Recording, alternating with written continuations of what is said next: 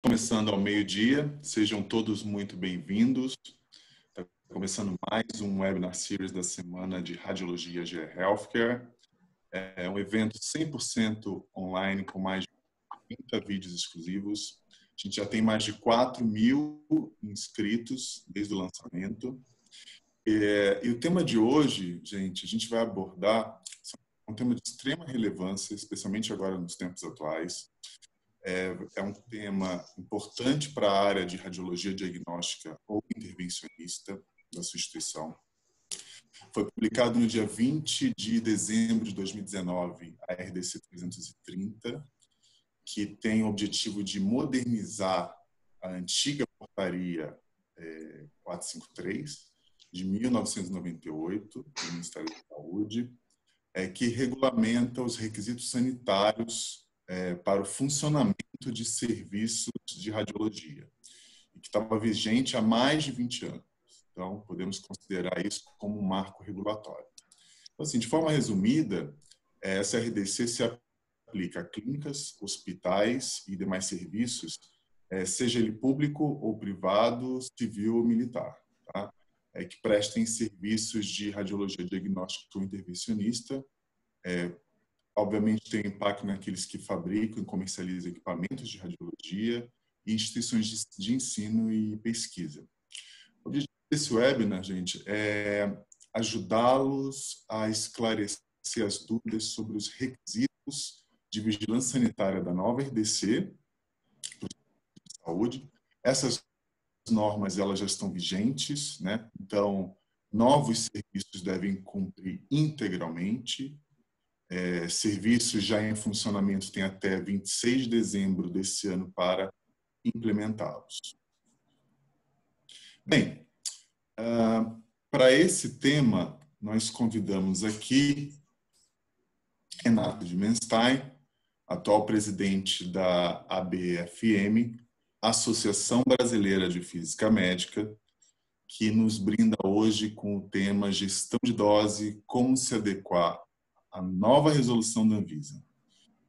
Essa é uma oportunidade para abordarmos com mais profundidade questões como as questões das exigências da nova regulamentação. Obrigado, Renato, por sua presença aqui conosco. Na moderação, a gente vai ter, por favor, tragam as suas perguntas para nós. Aqui no Q&A, vocês conseguem visualizar esse botão. Por favor, ao longo aí do webinar, por favor, tragam as suas perguntas. Na moderação, a gente convidou a Caroline Paula, Clinical Marketing Leader de TC da GE Healthcare.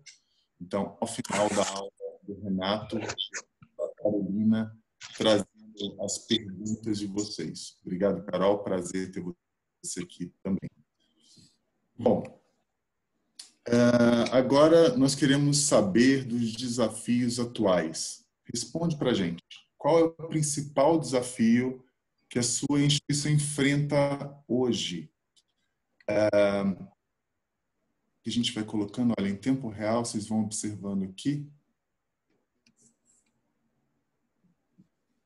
Em relação ao cumprimento da nova resolução da Anvisa. Registrar a dose dos equipamentos, capacitar a equipe para aplicar a cultura de dose na instituição, C, detectar e revisar exames de pacientes que foram expostos a valores extremos de dose quando comparados aos limites estabelecidos na instituição. B, usar os moduladores de corrente para redução da dose para os equipamentos acima de 16 canais. Ou, letra E, se são todas as anteriores. Vocês responderem, gente, é bem fácil. Tem um botão aí de pull. Aqui, ó. Vocês clicam aqui em pull e a gente já vai ver como é que vocês... Quais são os desafios aí de vocês em relação ao cumprimento da nova RDC 330. Vamos lá.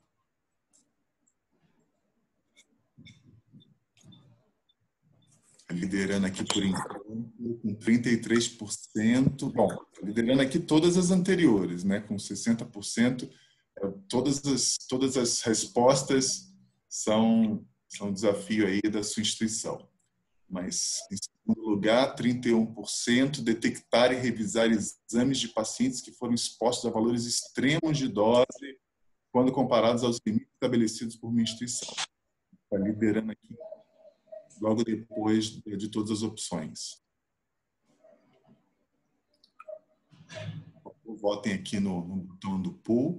É uma oportunidade de saber de vocês quais são os seus desafios atuais com relação ao cumprimento da RDC 30.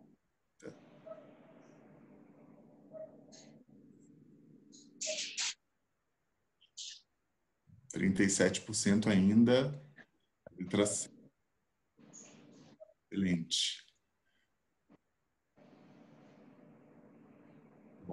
Bom, tá disparado aqui todas as opções, mas em segundo lugar, revisar esses outliers aqui tem sido os maiores desafios de vocês.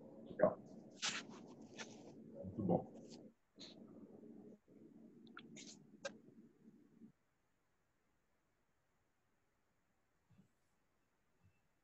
Por favor, gente, coloquem suas perguntas aqui, ó, no Q&A, por favor, e que ao final da aula do Renato a gente vai passar para vocês essas respostas, tá bom? Bom, só para finalizar aqui, aproveitar a oportunidade, né, para dizer para vocês que se vocês procuram aí uma plataforma que possa coletar, analisar automaticamente dados de dosagem de radiação e contraste em todas as suas unidades, independente da modalidade, independente de fabricantes, para permitir a conformidade com a nova resolução, a GE desenvolveu o DoseWatch, que pode ser resposta para esses e outros desafios na gestão de dose de radiação ionizante em meios de contraste. Tá? Então, imagine vocês poder gerir os níveis de referência em diagnóstico, né, os DRLs, automaticamente com base nos parâmetros configuráveis, poder automatizar os relatórios do paciente com os parâmetros de dose adicionados ao relatório, configurar alertas para ajudá-los no melhor controle dos eventos adversos, poder também calcular a dose de órgão, a dose no feto, por exemplo, em pacientes grávidas, a dose de pico de entrada na pele, incluindo ainda o mapa 4D interativo, e além de poder melhorar e avaliar as práticas de todos os seus profissionais por meio de uma interface amigável e simples, ainda incluindo acesso ao PACS e a partir do sistema. Então, para quem tiver interesse em ver a demonstração de DoseWatch e conhecer mais sobre nossos programas de excelência em dose, por favor, me mandem um e-mail, leonardo.gross, gross@ge.com. Bom, pessoal, vamos sem mais delongas, vamos aqui com a aula do Renato. Renato já pode ir se preparando, trazendo aqui, eu vou finalizando. Fique à vontade para você já trazer a sua aula e que seja de bastante proveito para vocês.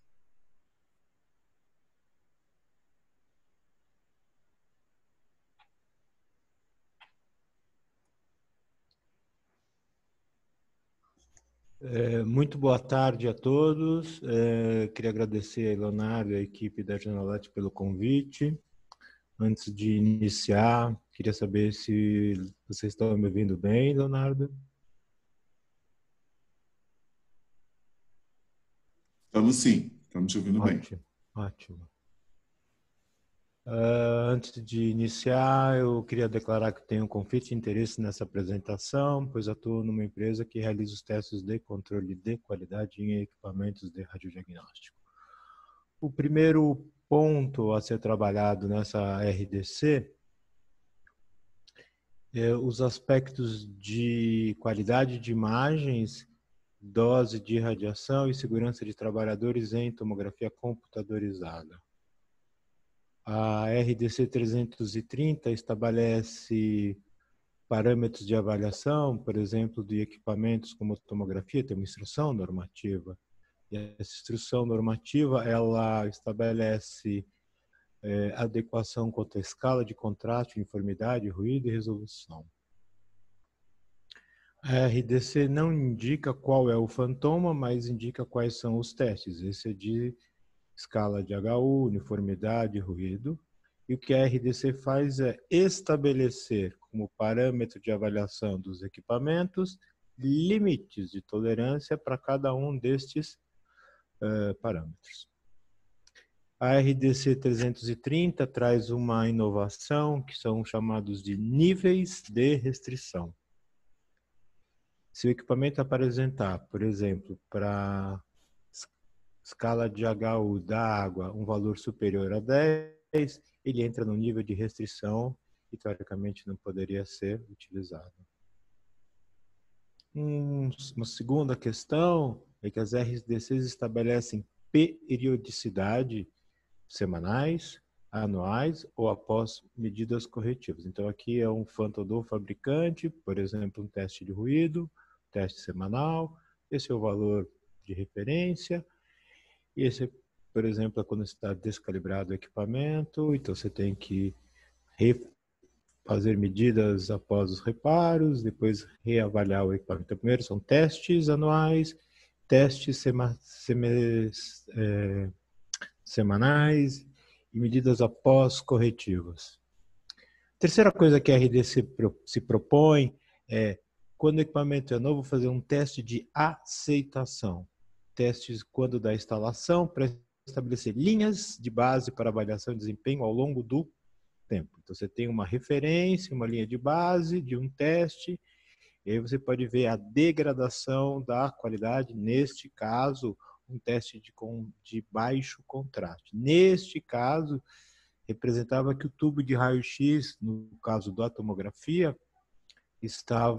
necessitava ser trocado, pelo menos a previsão da troca.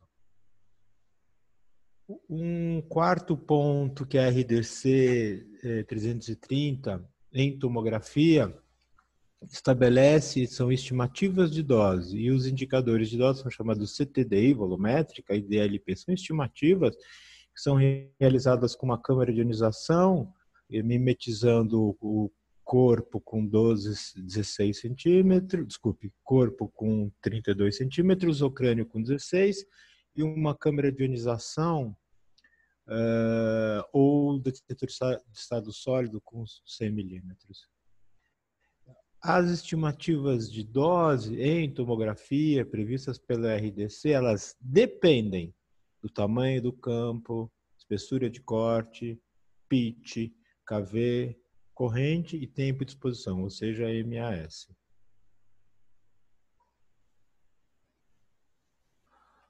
Nesse slide, a gente consegue verificar os valores limites de CTDI volumétrica, Computed Tomography Dosage Index, para equipamentos helicoidais, e a unidade em miligray.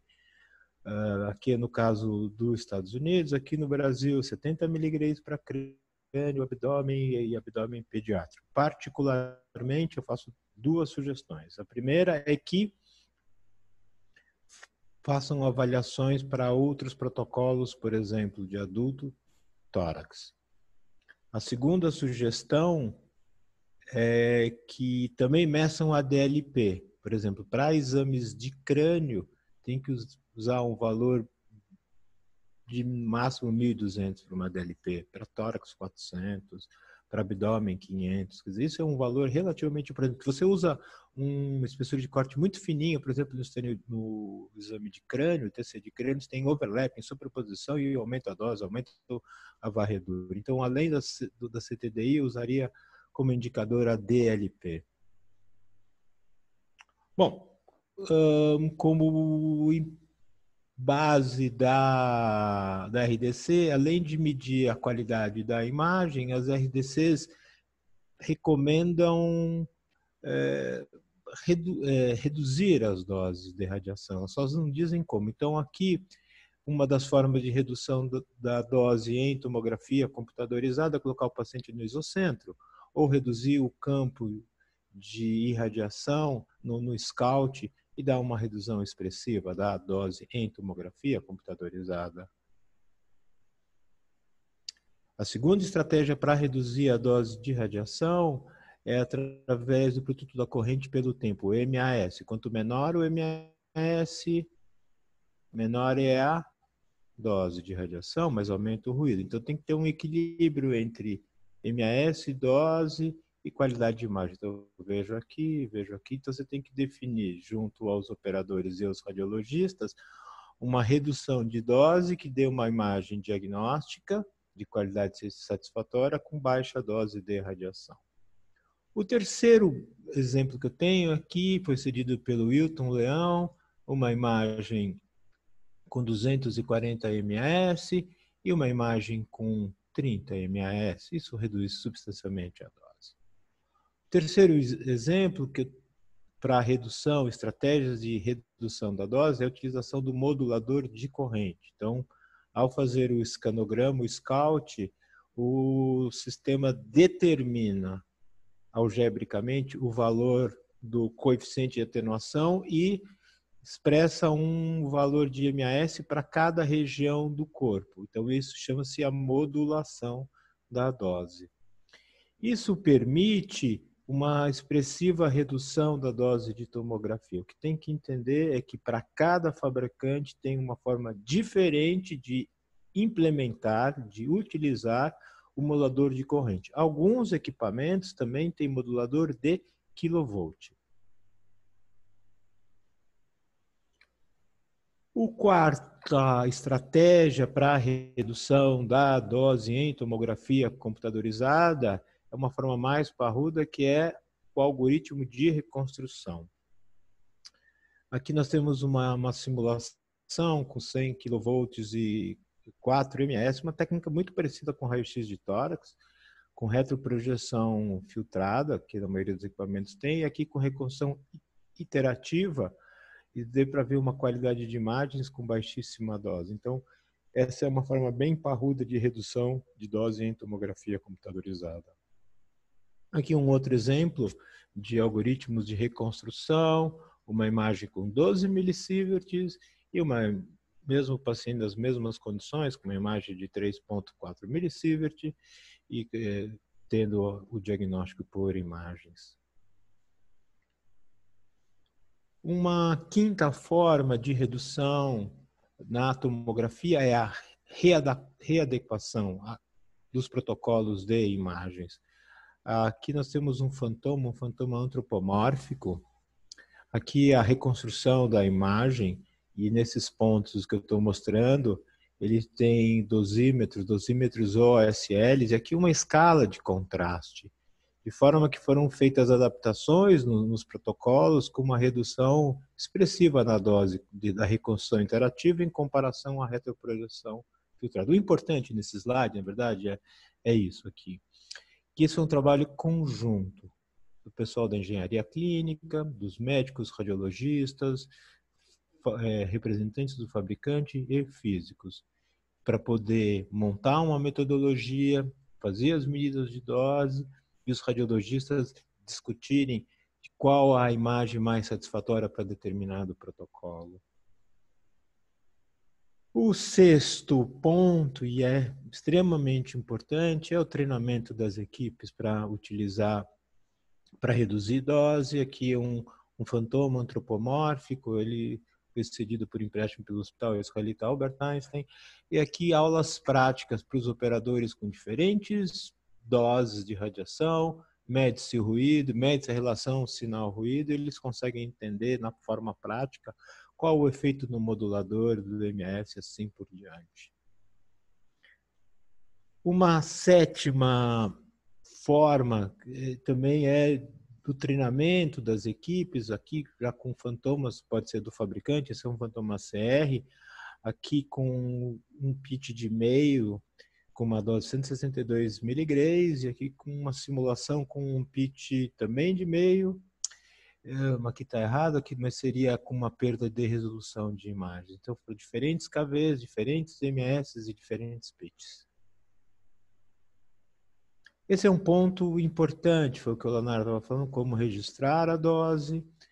Aqui é uma experiência, aqui é uma atividade, não é uma experiência, foi o programa realizado de relatório de doses em tomografia computadorizada do hospital.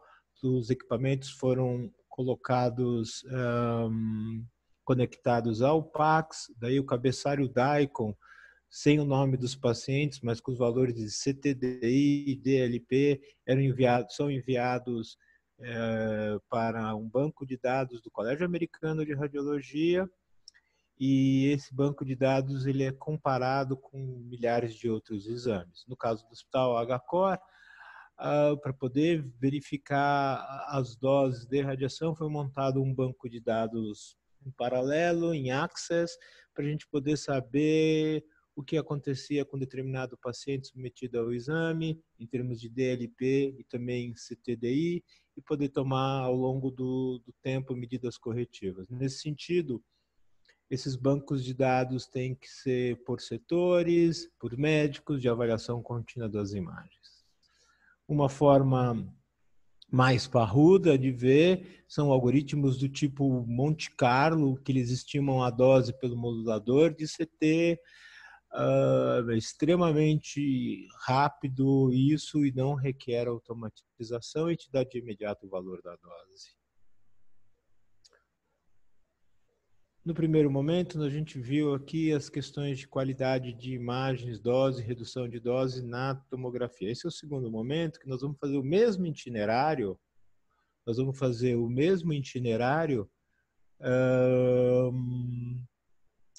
com relação ao raio-x. Primeiro ponto, a RDC 330 não determina quais os fantomas. A RDC 330 determina, para verificar a avaliação do equipamento radiológico, do sistema do detetor quanto à resolução, contraste, uniformidade e ruído, mas não fala qual é o fântomo. Esse é o de pares de linha, aqui é de baixo contraste, aqui de alto contraste, aqui de uniformidade e do ruído. Também não diz qual é a metodologia para determinar cada um desses passos. Então, significa que a RDC ela estabelece valores, mas não estabelece metodologias, e esse é um dos desafios em que cada instituição tem que trabalhar no sentido de avaliar a qualidade dos equipamentos. Aqui um exemplo simples, a avaliação de equipamentos de raio-x, do detetor digital. Aqui são placas de CR, Computer Radiography. Aqui é o teste de uniformidade. Aqui como média a uniformidade. O que é importante nesses testes? Primeiro, estabelecer uma metodologia factível com o fabricante. Segundo, estabelecer uma metodologia diferenciada entre as placas de CR e as placas de DR.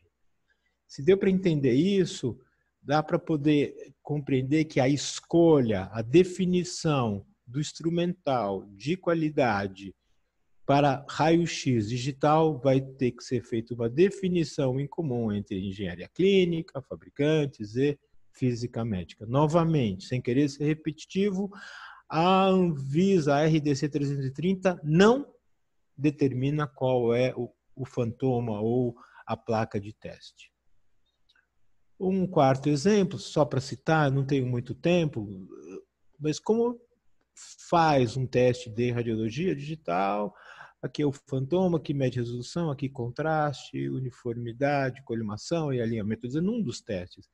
Aqui como calcula o número de pixels, e aqui é o valor que foi aferido. Quem passou essa slide foi a Fernanda Pellegrini. Existem outros testes como apagamento dos IPs, cálculo de índice de exposição e assim por diante. Mas, de qualquer forma, o que é importante, o que é relevante, é que a RDC recomenda que faça uma aceitação como linha de base para comparações, análises futuras.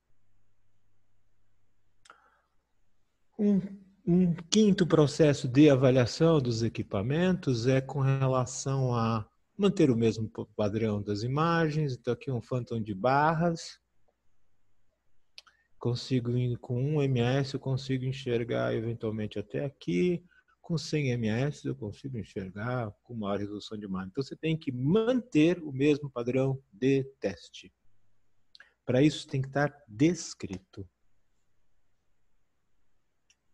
Bom, uma sexta questão, assim como na tomografia computadorizada, como medir a dose de radiação? Duas questões são importantes na medição da dose do raio-x digital. A primeira é que a Anvisa recomenda o estabelecimento de protocolos para adultos e para pediátricos, de forma que você tem que saber para cada incidência qual é o valor da DEP, que é uma abreviação de dose de entrada na pele. E você mede isso com um sensor, com um fotodiodo. Que são melhores que as câmeras de ionização, porque não tem tanta influência de eletrônica, de ripple, de oscilação de rede. Então, essa é a primeira coisa, que é estabelecer protocolos de DEP, onde os exames e as incidências não podem passar de limites estabelecidos pela RDC 330. A segunda coisa que é importante é que a RDC 330 pede que, no monitor do equipamento do raio-x digital, tem o valor da dose, então você tem que checar o valor da dose com as medidas que você faz. Uma sétima coisa que é importante é como reduzir a dose no raio-x. Esse aqui é um exemplo do grupo Fleury, tem um raio-x, CR, um fantoma de pelvis, uma câmera de ionização, um detetor, feito uma simulação para irradiar pacientes, com 80 ms, e aqui com 40 ms, não tem muita diferença de padrão. Isso reduziu expressivamente a dose nos pacientes, ou seja, é necessário rever as técnicas de exames com os operadores técnicos, médicos, radiologistas, eventualmente fabricantes e físicos. Aqui é uma estratégia de redução de dose, quem forneceu foi o Henrique Manuel Lederman. A imagem da colimação, isso aqui é um boneco, proteção de ovário, aqui proteção de gônadas, e aqui é muito importante, que foi fornecido pelo Silas Carvalho, do Hospital Sabará, a necessidade de colimação das imagens radiográficas. Os sistemas hoje, eles dão uma falsa colimação. Depois de dispor, eles fecham a imagem. E normalmente, quando você abre o raw data, você vê que o paciente foi irradiado em regiões desnecessárias. Uma outra forma de reduzir a dose é a recalibração dos sistemas automáticos de raio-x, junto com os fabricantes, através de medidas de índice de exposição. Você pode usar o acrílico para diferentes células fotoelétricas, kVs, ms, índice de exposições e graus de enegrecimento. Na mesma linha de qualidade de imagens e registro de dose, a RDC tem uma instrução normativa que fala para fluoroscopia.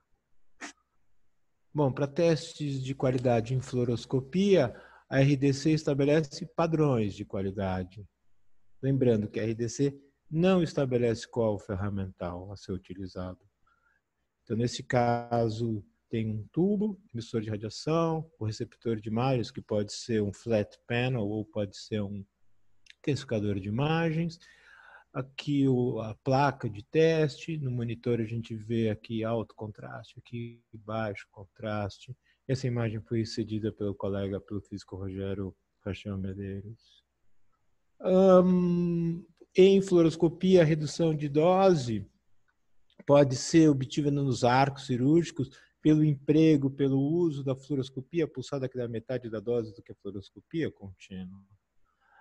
Há um erro comum dizendo que quando você reduz a taxa de frame, você mexe na resolução espacial. Isso é mito, porque quando você abaixa a taxa de frame, você reduz a dose, você estabelece um pouco mais de ruído na imagem que você pode tirar no monitor. Segundo ponto, os monitores de arcos cirúrgicos, eles não têm resolução de diagnóstico primário. Então, se você reduzir a dose, você reduz a radiação no paciente, reduz a radiação nos operadores e minimiza a depreciação do equipamento. De alguma forma, essa questão de redução de aumento de MA, aumenta a dose, aumento da magnificação, aumenta a dose, aumento da taxa de frame, aumenta a dose, e, por exemplo, modo de cine, aumenta a dose. Então, a redução de dose é importante em blocos cirúrgicos. É comum em blocos cirúrgicos o cirurgião colocar o paciente no meio do intensificador de imagens, entre o tubo e o intensificador. Então, ele dá uma dose extremamente alta, no caso aqui do intervencionista, porque você perde a distância e aumenta a radiação secundária no operador. Então, o ideal é colocar o paciente o mais próximo do detetor, um flat panel ou intensificador de imagens, de forma a não magnificar a imagem e reduzir a radiação secundária. À medida que você diminui a dose, a geometria, se aumenta a dose.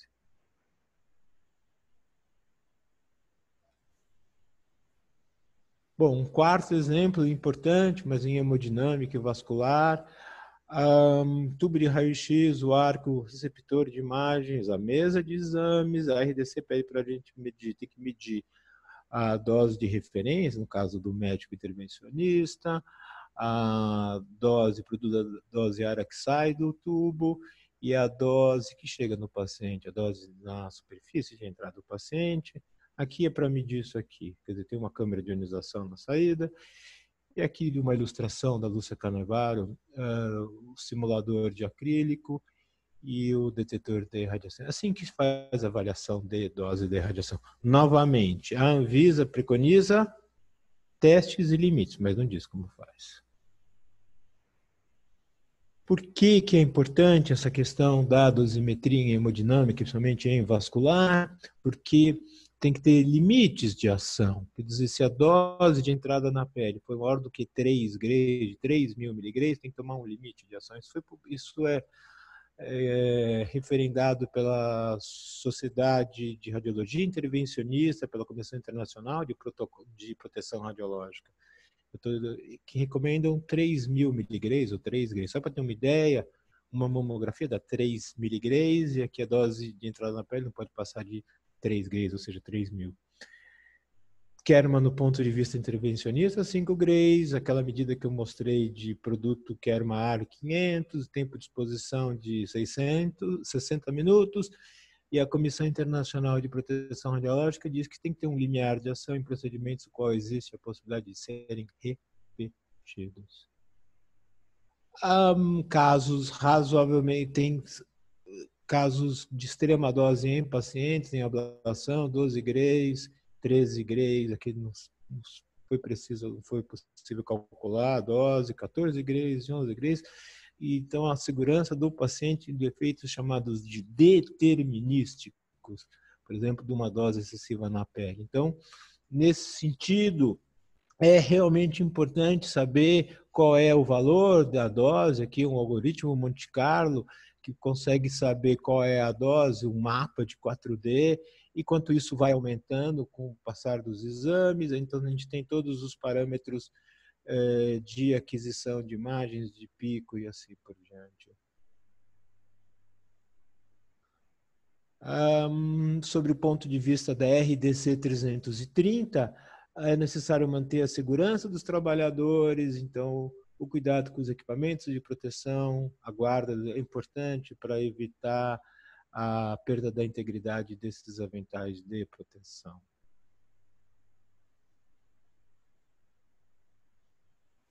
A RDC 330, ela também agora estabelece como itens obrigatórios o visor, com um saiote de proteção. Sem isso, o serviço não pode funcionar.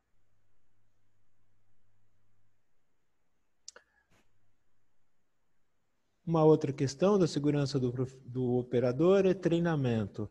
E esses treinamentos eles têm que ser muito pontuais para poder os operadores, por exemplo, o pessoal da enfermagem, entender que lugar mais seguro para ficar durante na fluoroscopia não é do lado do tubo, mas sim do lado do intensificador.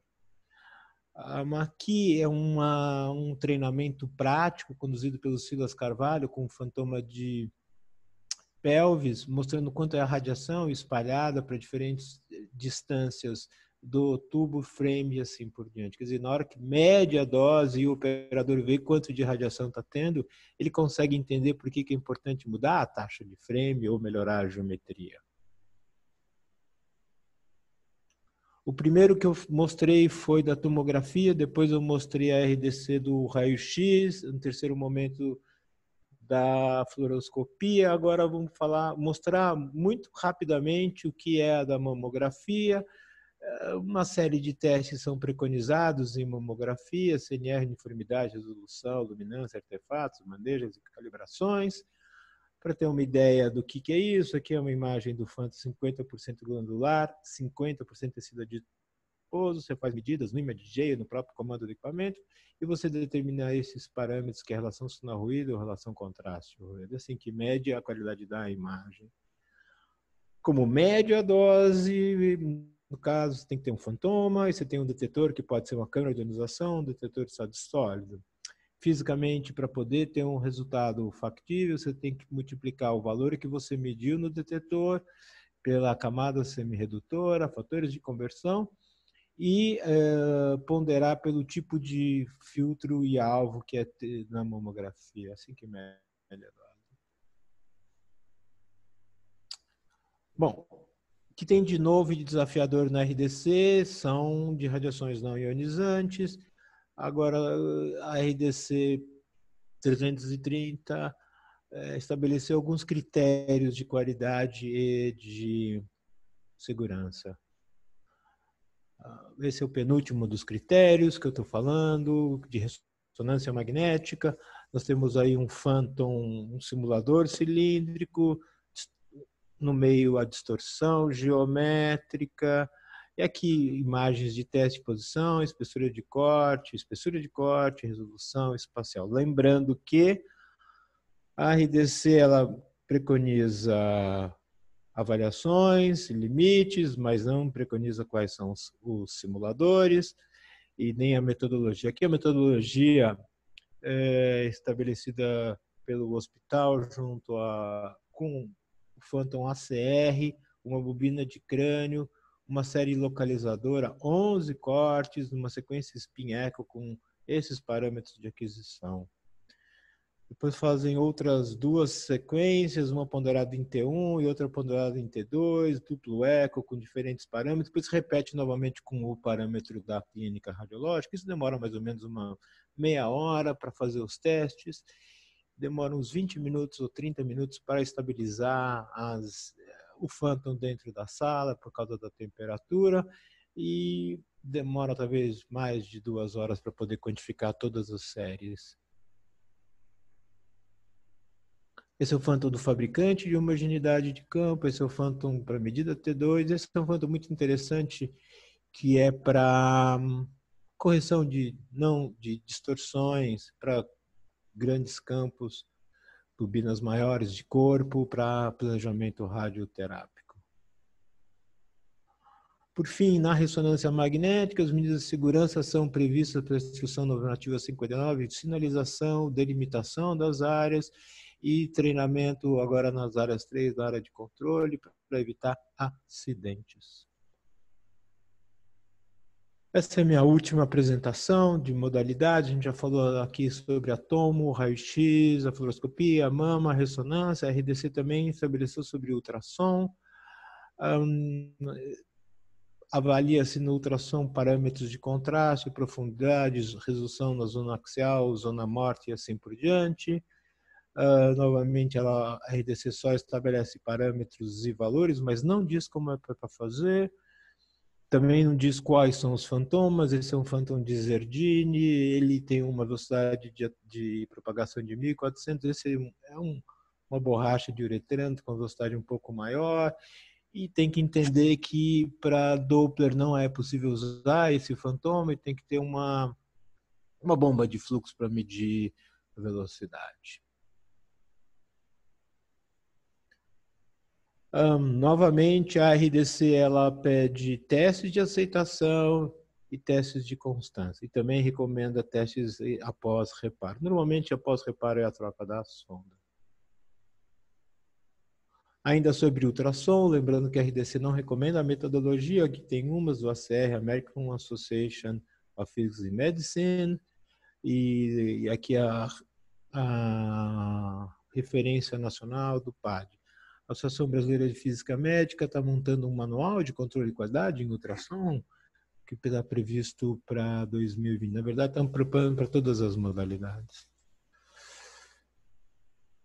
O último desafio é que a RDC ela exige a verificação de monitores quanto à luminância.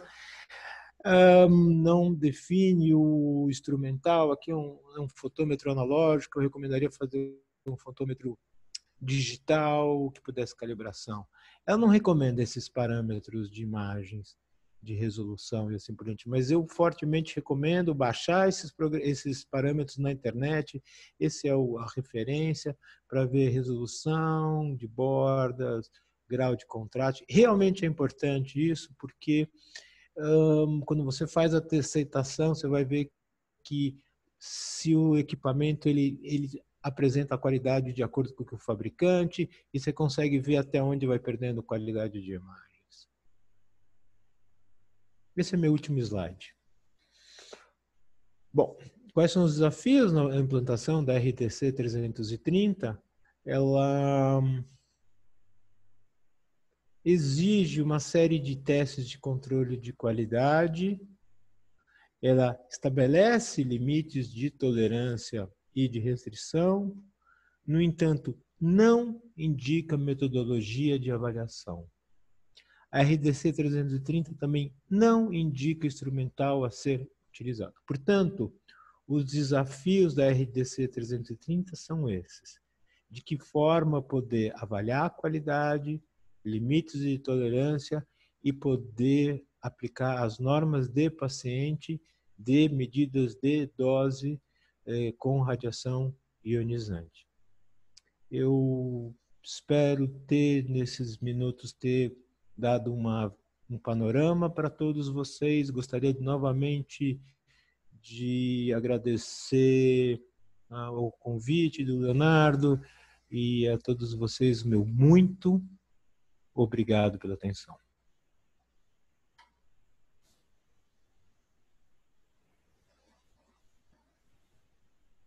Excelente. Muito obrigado, Renato. Acho que foi super esclarecedor. É uma oportunidade, inclusive, para que as pessoas possam, de fato, entender quais são esses desafios reais.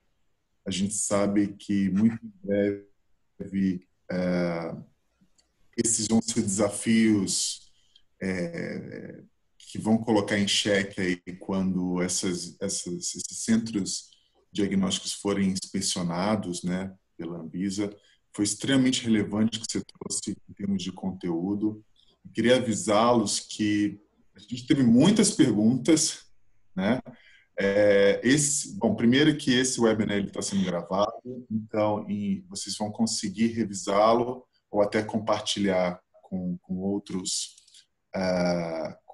Se vocês quiserem compartilhar, vocês vão conseguir entrar no semanadaradiologia.com.br. Então, essa aula está gravada lá. Eu vou chamar a Caroline de Paula agora, que ela vai nos ajudar aqui na moderação. Vocês que continuem, por favor, colocando suas perguntas no Q&A. E se qualquer dúvida aqui que vocês queiram trazer ou quiserem também falar uma pergunta, a gente, depois dessas perguntas por escrito, a Caroline a gente consegue habilitar o áudio para que vocês possam fazer suas próprias perguntas, isso se o tempo permitir. Eu vou pedir, Renato, que, por gentileza, essas perguntas que a gente não conseguir responder todas em função do tempo, que a gente consiga posteriormente respondê-las, tá bom? Então é isso. Caroline, agora é com você. Boa tarde, bom dia a todos. Vou começar pela primeira pergunta. Sou profissional, tecnólogo em radiologia e trabalho numa rede hospitalar de grande porte do Rio de Janeiro, que atende pequena, média e alta complexidade. Opero equipamentos de CT. A empresa que eu trabalho não possui uma filosofia de proteção radiológica. Gostaria de saber, como profissional das técnicas radiológicas, como posso fazer para contribuir com a melhoria da redução de dose de radiação, além do setor e da unidade que trabalho. Renato? Estou pensando. Não, desculpa, é que Quer que eu repita a última parte? Não, já entendi. Já? Já entendi. Se quiser ligar a câmera, tá tranquilo, Léo. Bom, eu acho assim, acho que a primeira coisa é diagnosticar a situação. Levantar os valores médios de proteção de dose dos exames. Então, todos os exames, eles têm um indicador de dose. No caso do tomógrafo, eles...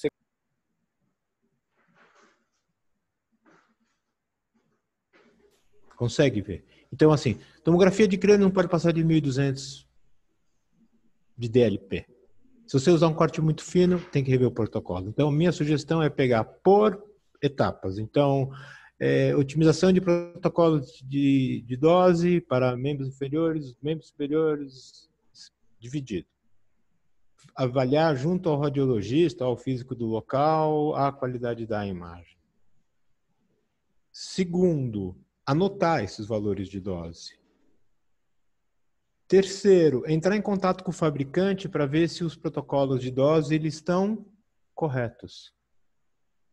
Eu acho que isso você consegue fazer sem criar muito problema na instituição. Não sei se eu respondi, Carol. Eu acho que sim, é igual você falou, precisa saber qual é o fabricante e ver como que ele consegue administrar isso, né? Porque das máquinas mais modernas, você consegue ter uma modulação de dose em diversas partes, como você falou, KVMA.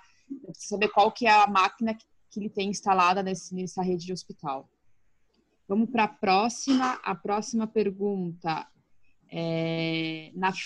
Na falta de definição de phantoms pela RDC, qual seria a escolha mais lógica? NEMA ou alguma outra diretriz de escolha? Isso realmente é uma questão crítica, Carol. Quem perguntou, eu acho que talvez entendeu Foi anônimo. a minha... Foi anônimo. Mas entendeu, né? A RDC, ela recomenda que, na ausência de uma legislação nacional, que você use uma legislação internacional. Então, assim, o que eu recomendo, se não tem uma metodologia, entre em contato com o fabricante e junto com o fabricante ou com o físico estabeleçam qual é o método que vai utilizar. O NEMA ele é bastante complexo e o NEMA ele é mais feito para testes de aceitação do que propriamente para testes de constância. Então, acho que isso que é a informação. Eu dividiria testes de aceitação do equipamento junto com o fabricante, usando o NEMA, por exemplo, e testes de constância para ver se os padrões não estão verificados. Por exemplo, no caso de tomografia computadorizada, todos os fabricantes disponibilizam um fantoma, todos os fabricantes. O que acontece é que esse fantoma ele é de água. Então, a cada 4, 5 meses tem que trocar a água, Carol. Tem que trocar a água do fantoma com água destilada. Porque se você não trocar a água destilada, você vai fazer o teste e vai dar um valor maior de ruído. Então, não sei se eu respondi essa pergunta, mas assim, tentaria ver a metodologia nacional. É por isso que a BFM está publicando manuais de todas as modalidades. A gente espera que já no segundo semestre tem para diminuir as divergências. Mas o fabricante é uma das pontas importantes para isso aí. Ótimo, Renato. A próxima é nosso dia a dia. Como os médicos respondem a esse tipo de diminuição de dose? Há resistência como diminuição na qualidade de imagem? Ainda que há perca de lesão? Ainda que não se há perca de lesão, na verdade. Como que os médicos, eles administram a diminuição da dose com aumento de um pouco de ruído? A gente tem o software de busca alterativa que melhora.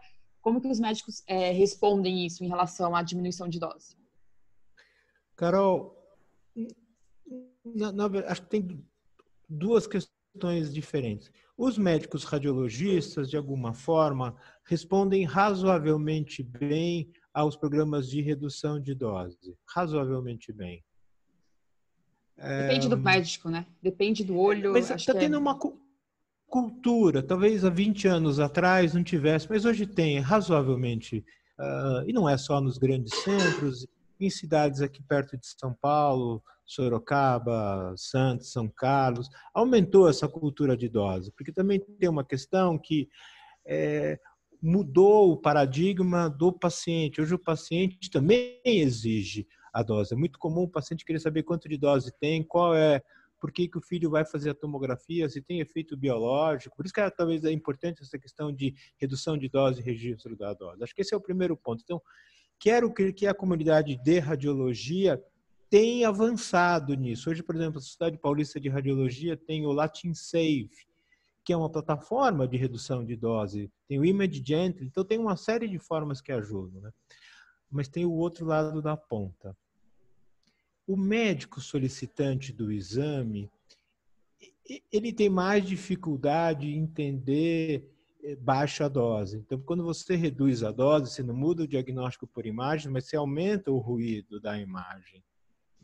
Dependendo da reconstrução, você pode minimizar o ruído. Então, o médico solicitante, ele acaba falando assim, a imagem está ruim. Então, é comum, Carol, em hospitais, às vezes a pessoa desligar o modulador de dose porque lá o médico do setor de abdômen interno falou que a imagem era muito ruim, assim por diante. Então, sim, eu diria que essas plataformas digitais, elas são importantes e elas, talvez a falha das plataformas, inclusive o Latin Save, é que elas estão muito focadas para médicos, tecnólogos, físicos, que tem um jargão CTDI, DLP, que não é adequado aos médicos solicitantes de exames. Acho que esse é um desafio que talvez essas questões digitais possam melhorar um pouco, de saber quanta dose que a pessoa pode ter para também evitar exames.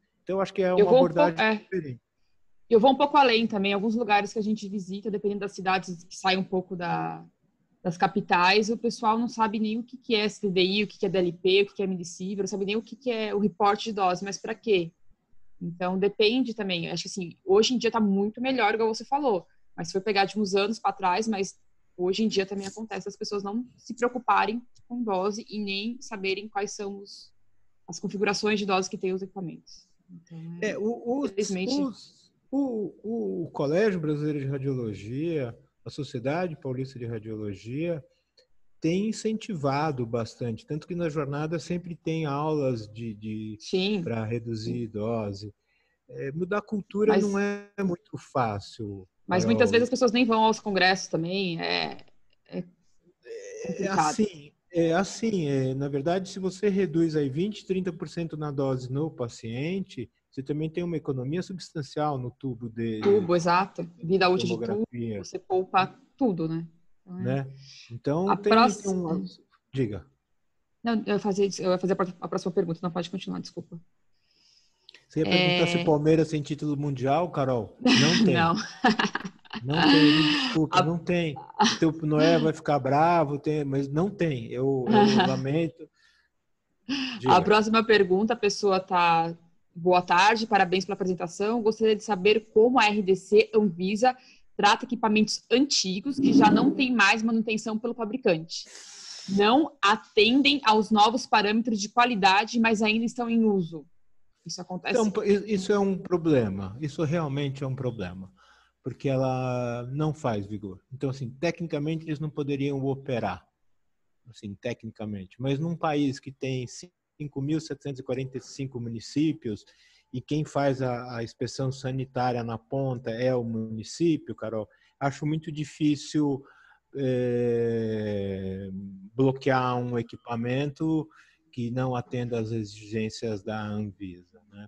Então, por exemplo, algumas coisas têm bom senso. Por exemplo, equipamentos comercializados a partir da publicação da RDC, por exemplo, tem que ter 16 canais. Eu estou dando um exemplo prático. Sim. Que mais? A próxima pergunta, boa tarde. Renato, Peraí que subiu aqui. Renato, você não acha que a falta de definição de instrumentação para os testes de controle de qualidade na RDC 330 não gerará problemas junto aos órgãos fiscalizadores? Isso é um conflito de interesses. Quem perguntou tem razão. A Anvisa tinha dois caminhos. Um caminho era fazer esses manuais de qualidade, explicar cada um qual é a ferramenta, qual a metodologia, de que forma poderia fazer.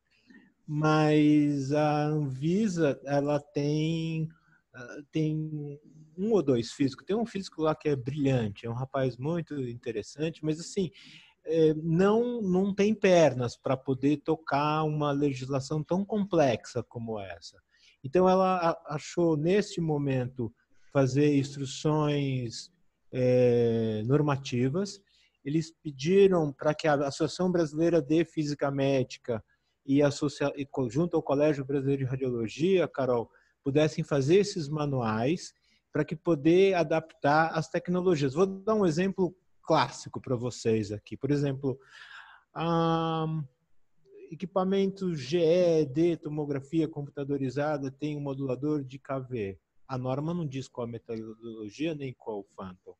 Mas o equipamento da Siemens é diferente da GE, que é diferente do Toshiba, que é diferente da Philips. Então, as normas, de alguma forma, não podem estabelecer metodologias para cada equipamento, para cada modelo. Por exemplo, para CRs dos sistemas Carry Stream, a forma de medir o índice de exposição é diferente do GE. Então, isso é muito complexo. Por isso que pediram ao auxílio, por isso a gente montou 9 grupos de trabalho para poder... A gente imagina que agora no segundo semestre seja possível publicar isso, Carol. 2, tem a indústria, ela tem uma capacidade, uma velocidade de inovação que é muito maior do que o agente sanitário. Muito maior. Ponto 3, a BFM está se programando agora para o segundo semestre de usar essas ferramentas de Zoom para capacitar o agente sanitário. Capacitar não é a palavra, mas pelo menos para dar um overview, porque o agente sanitário, com todo respeito e consideração, ele é um profissional da área de saúde, ele é odontólogo, é um veterinário, ele é um enfermeiro, que tem que entender do raio-x, da ressonância, da toma, mas do banco de sangue, da radioterapia, da oncologia, da quimioterapia. Então, ele também tem uma formação muito generalista para entender um arcabouço legal de centenas, milhares de normas. Então, a capacitação do agente sanitário pode diminuir esse conflito de interesses. Não tenha dúvida nenhuma. Outra pergunta qual a previsão do lançamento do Manual de Controle de Qualidades para todas as modalidades? O de raio-x, ele já está sendo posto em pauta pelos 9 grupos. Nos dias 1 de junho e 8 de junho vamos ter uma primeira prévia. Eu fiquei responsável pelos de ultrassom. Eu imagino que em agosto a gente possa ter. A gente imagina que em setembro os webinars vão poder fazer uma prévia. O importante é que esses manuais, Carol, e quem está me ouvindo, assim, eles não são documentos estanques, mas que eles possam fazer revisões cada 6 meses ou 1 ano. Eles vão ser submetidos à CBR, à Anvisa, não para uma certificação, mas para um ajuste oclusal para ver se eles funcionam. A gente imagina que, concomitante a esses manuais, Carol, que é necessário fazer um aprimoramento junto às escolas de física médica no país. Hoje já tem 16 escolas de residência de física médica, que é bastante, mas precisam ser adaptadas. Estamos fazendo reuniões com as escolas de física médica, fizemos um webinar para capacitar os físicos para fazer essas atividades. A RDC, ela fala assim, olha, tem que ser um profissional certificado, mas não diz quem. Então, a BFM tem um processo de certificação em separado radiodiagnóstico, medicina nuclear e radioterapia. Desculpe se eu estou falando muito rápido, mas Não. A certificação, porque não é simples, Carol, mexer com todas essas tecnologias. Acredite, Sim. não é simples. Eu diria, passando a bola, retornando para você, você é uma profissional da área de biociência, que você sabe mexer de tomografia, não é isso, Carol? Exato. O seu background, a sua formação, o seu treinamento não foi em ressonância magnética. Então, tecnicamente, legalmente, você não tem habilidade, conhecimento, atitude para trabalhar em ressonância magnética. E a mesma coisa é na física médica. Então, precisa ter esse processo de certificação. O problema, e desculpe se eu estou me exagerando muito no tempo, é que de cada 10 que fazem a prova da BFM, passa 1 ou 2. Então, é necessário rever esses processos de certificação, que não é assim. Eu vou fazer mais uma pergunta só. Infelizmente, a gente não vai conseguir fazer todas. Realmente, agora o número aumentou bastante de perguntas. Carol, eu vou deixar meu e-mail aqui. Se algum palmeirense ficou bravo, não tem problema. Eu vou fazer só a última pergunta, que é do Noé, tá? Aí depois tem mais 7 a serem respondidas. Excelente, Renato. Obrigado por sempre nos brindar com o seu conhecimento. Dúvida: como você vê o impacto para a realização dos testes de ressonância magnética? A RDC estabelece um mínimo de tempo para a adoção pelas instituições de saúde, visto que isso não era uma prática comum, a maior parte das instituições. Uma pergunta: os testes podem ser feitos pelo próprio cliente, com os phantoms que vêm com o equipamento, ou é necessário a contratação de uma empresa? Vamos lá, por partes, né? São 3 perguntas, na verdade. São 3. A primeira, por exemplo, padrões ACR são padrões mínimos de desempenho. Eles não são padrões que referem toda a qualidade, são padrões mínimos que abaixo disso realmente a máquina não pode funcionar. Segundo ponto, os fantomas dos fabricantes, via de regra, não contemplam todos os testes exigidos pela Anvisa. Terceiro ponto, os engenheiros das companhias ou físicos, eles podem fazer os testes de controle de qualidade em ressonância magnética, e faltou uma questão que equipamentos novos instalados hoje, eles têm que serem testados. Mesmo que a RDC ela entre em vigor em dezembro do ano, equipamentos novos de tomografia, ressonância, têm que ser submetidos a esses testes de ressonância. Eu espero ter respondido todas as questões, Noé. Muito obrigada. Quem vai fazer a última pergunta agora é o Leonardo, para finalizar, e as outras perguntas serão respondidas por e-mail. Desculpa. Imagina, eu vou deixar a todos que a gente não conseguiu responder. Tá. É verdade, Carol. Temos muitas perguntas e, assim, bastante elogiada a aula do Renato. Renato, tem uma última pergunta. Você comentou durante a sua aula muito, especialmente a questão desse mapa interativo, né, 4D, que você consegue analisar a entrada de dose, a dose na entrada da pele. Falando um pouco também sobre a questão do registro. E a minha última pergunta para você é: como é que você acha que o DoseWatch, por exemplo, pode ajudar aos nossos a audiência que está nos assistindo agora nessa adequação com relação à RDC 330? Então, falamos também, né, do programa de educação, né, o Dose Education. Queria que você pudesse contextualizar e dizer um pouco para a gente nessa pergunta final aí. O que você acha que o DoseWatch pode ser aí uma ferramenta, um colaborador importante nesse processo de adequação da RDC 330? Leonardo, eu acredito que tenha um tripé aí de conhecimento, habilidades e atitudes, né? Conhecimento da tecnologia, habilidade de usar a tecnologia e atitude de usar com baixa dose de radiação, em todas as áreas de radiação ionizante. E conhecer a dose de radiação é um dos requisitos. O problema é como exportar essas doses, Leonardo. Assim, nós no HCOR, no caso da tomografia, tivemos muitas dificuldades, mas realmente demoramos muito tempo para poder fazer uma base de dados, para exportar os dados para o ACERC. A gente teve que mudar todos os IPs dos equipamentos, e com os fabricantes, e demorou, e daí a gente manda os dados. Então, assim, tem uma coisa de exportar os dados que é complexo, assim, né? Então, alguns estados como Santa Catarina, eles já exigem a determinação da dose de radiação dos exames em vascular. Eu diria, não sou um especialista em vascular, o Rogério, a Rochelle são físicos, e a Lúcia Carnevale tem muito mais experiência do que, mas muito mais mesmo experiência, mas o que eu recomendaria é, junto à Sociedade Brasileira de Radiologia Intervencionista, a começar a ter trabalhos de quantificação das doses de radiação. Recentemente, nós vimos aí processos de pacientes com lesões de pele, tem aumentado o número desses casos, e alguns têm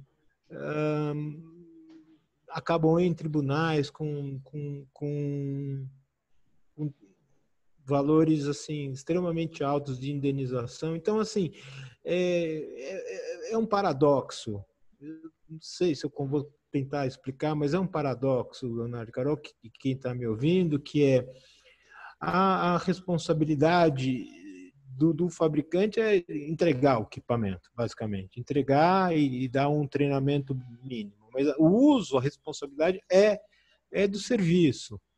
Então, o serviço... Igual você falou, muitas vezes o serviço quer desligar a modulação. O serviço, dependendo do serviço público, por exemplo, é igual a gente dá o treinamento, a gente mostra como que faz, mas eu vou falar, é critério do cliente fazer o que ele quer da máquina, né? Porque a máquina, então, infelizmente, é do cliente. Então, eu acho, assim, a experiência que a gente teve no HCOR ali de dose em tomografia foi muito interessante, porque a gente começava a analisar os exames e daí via, olha, mas quer dizer, nós estamos falando de 100 mil exames por ano, não é pouco exame.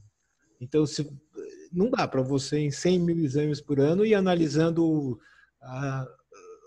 um por um, não tem como. Nem que fique lá uma pessoa o dia inteiro, não consegue analisar as doses dos exames, né? Então, mas eu lembrava que no começo, às vezes, a gente chamava o doutor Hilton, falava, olha, aqui deu uma dose maior do que o previsto. Aí o Hilton levantava o arquivo do paciente, não que era a dose excessiva, a dose não tinha passado, mas assim, estava mais do que normalmente, a fase era maior do que o número de fases previstas pelo departamento. Aí a gente via que foi num final de semana, isso eu tenho uns 4, 5 anos que a gente começou, mais, eu não sei, acho que uns 6 anos atrás que a gente começou a fazer. Então, no começo, os indicadores de dose, Leonardo, nos levantavam dizendo, bom, no final de semana estão pedindo mais de uma fase para exames contrastados, tal. Então, olha, é um indicador que tem que treinar o pessoal do pronto-socorro. São muitos fatores, não é um fator só. Não é um só fator. Porque, às vezes, também ele pede 5 fases. Quem está lá na linha de frente, eu não sou técnico, eu sou só físico. Também, se pediu 5 fases, faz. Então, tem uma questão cultural, assim. Eu acho que uma segurança do paciente, mas tem uma questão cultural que, na hora que você vê os dados, fica mais fácil de gerenciar isso, Leonardo. Sim. Não sei se eu respondi sua pergunta. Sim. Você trouxe, acho que você trouxe a expressão final aí para a gente ter concluir, que é a questão de cultura, né? Então, como é que a gente consegue ajudar esses ambientes, né, na cultura de dose, né? Garantir, você colocou muito bem esse ponto, né? Quer dizer, quando a gente fala de cultura de dose, permeia toda a instituição, desde o médico prescritor, exato, passando por todos os profissionais. E eu acho que, eu sei que muitos deles enfrentam esse trabalho hercúleo aí de trazer os dados, muitas vezes de forma manual, né? E eu acho que talvez as tecnologias digitais, como o próprio Dosot, pode ajudá-lo a automatizar, mas, sobretudo, ajudá-lo nessa jornada de gestão da dose, né? na questão da otimização, garantir aí que seja a melhor imagem. A gente não pode, não é, como o Dr. Hilton fala, né, a gente não pode demonizar a radiação ionizante, né? Ela tem, claro, seus benefícios. A gente está falando aqui do uso inteligente Exato. delas, né? Exato, e tem aspectos econômicos. Exato. Então, assim, a cultura de dose... Por favor. Diga. Não, por favor, você pode terminar. Então, só concluindo aqui, assim, quando você tem a cultura de dose orientada por dados, ou seja, você não tinha visibilidade dos seus dados, né, dos dados dos indicadores, né, e você começa a ter visibilidade, a partir daí você consegue gerir melhor e obviamente, provocar uma melhor experiência para o teu paciente, né? Padrões de segurança, mas, sobretudo, garantir que esse paciente está recebendo aí a menor dose possível, mas garantindo a qualidade da imagem e obviamente, o diagnóstico, né? Que é o objetivo central aí dessa questão. Mas muito boas as discussões. Muito obrigada, Renato. Imagina, eu agradeço, espero que todos fiquem bem aí, salvos. Um abraço a todos e uma boa tarde. Obrigada, Renato, de verdade. Obrigada, Léo. Obrigada a todo mundo. Obrigado a todos que assistiram, vocês acompanharam aí o Series Gestão de Dose, como se adequar à nova resolução da Anvisa com Renato Dimenstein. Espero que vocês tenham aproveitado bastante essa sessão e, por favor, no site semanadaradiologia.com.br vocês vão ter acesso a esse webinar gravado, tá bom? GE Healthcare Imagination at Work. Oferecemos aí as melhores tecnologias médicas, software e soluções em biotecnologia que estão transformando a saúde. Obrigado pela participação de vocês e boa tarde a todos.